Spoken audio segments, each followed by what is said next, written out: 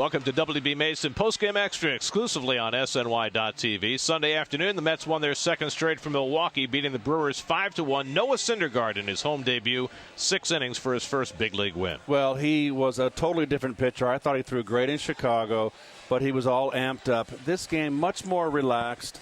6 strong innings, Gary, and I do believe he would have gone 7, maybe 8 if his pitch counts would have stayed down.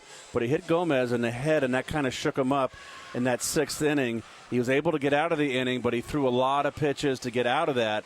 And as a result, he was a little under 100 pitches. They took him out. But what I saw today was a consistently blazing fastball. And as the game progressed, as he did in Chicago, he started throwing harder, had better command of his breaking pitches. I tell you, this kid is gold. You know, guy throws 98 miles an hour. He's not just going to, he doesn't just go out there and say, hey, look, I got great stuff, I'm just going to pitch. He wanted to know what he had to do, and that showed me a lot. And then today, he was outstanding. But the real character is after he hit Gomez. Is he going to be able to settle down? Is he going to be able to rein himself in?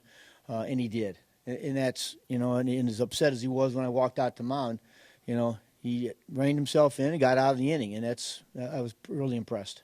I just want to start by saying I hope that Gomez is okay. I hope he doesn't miss any playing time right there. I just tried to go in on a ball or on a pitch and just lost control of it.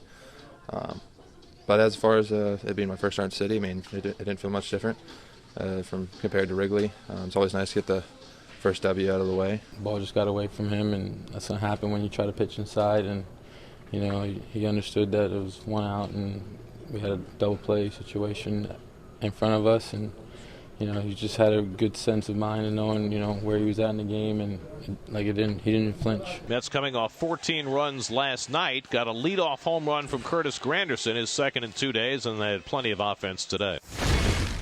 He's still dangerous.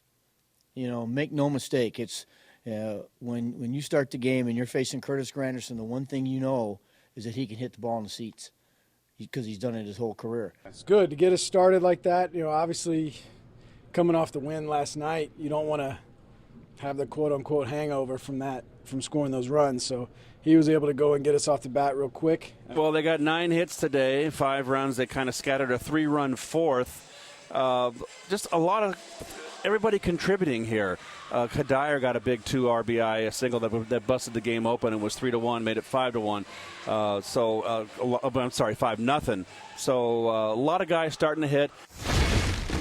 When you score 19 runs in 2 games, that's a pretty good formula. So hopefully we can keep that going. Obviously, we got a big series with St. Louis coming in, playing well, and hopefully we can keep it going. Kind of hit it down. The 4-game sweep in Chicago, coming home, fell flat. Everybody thought the sky was falling, and what did they do? They bounced back and take the series. Now we got a big series. Well, not we.